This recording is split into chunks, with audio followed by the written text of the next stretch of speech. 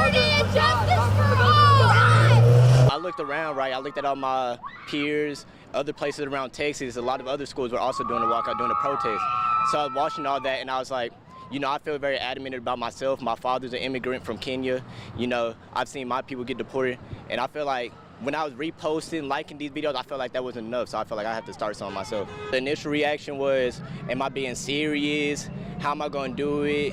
And then once they realized that I was being serious and that I really did feel passionate about this topic and was going to become something, then they started asking, will we get in trouble?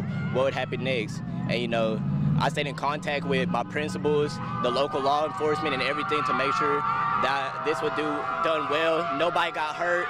Everybody was safe. I mean, you hear them all screaming and whatnot. So just to make sure that, like, it did come out well and as a good time, and we also got our point across and our message heard. For the positive, you know, I've seen a lot of people, as you see, honking, screaming, and I appreciate that.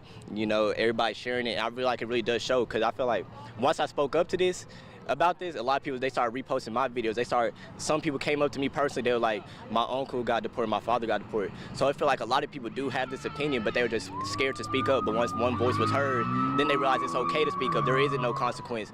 So that's how I feel about the positive side. And then on the negative, you know, everybody's gonna have their opinion, everybody's gonna have their biases. We all come from different walks of life. Everybody's gonna have their different beliefs. You know, I wish that they could, and I feel like if they did listen, because like I said, my videos, they're very informational, and you know, it recites how ICE has taken advantage of our rights, has you know, gone against a lot of people's their right to due process, right to freedom of speech, right to protest, and all that. And I feel like if I really was able to show them, have a one-to-one conversation, they would see our side. But until then, I can't really say much about them. We just think that it's so unfair that our people are getting deported, and we contribute mostly all to this community and to all the communities. And it's just sad to see all of our families go, and like, because they fought so hard to come here, and they fought so much for us to be here and to have a better future.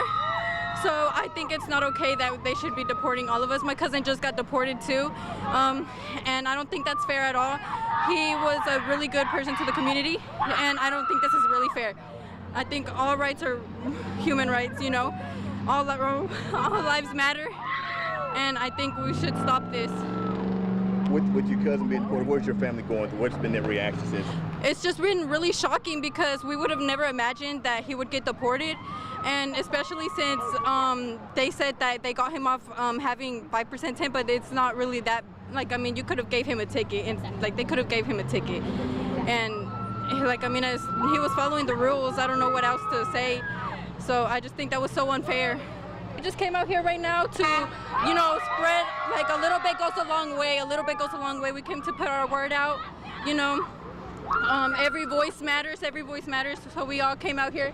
As you can see, we all came out here. We've been out here since like 9:30 or something or more. But yes, we've been out here for a while trying to spread the word. You know, it's not right to deport people, you know. I seen they deported a little kid the other day. It's so sad, honestly, and it just really gets me emotional. Like, it's not right what they're doing, honestly. It's not right. It's not right.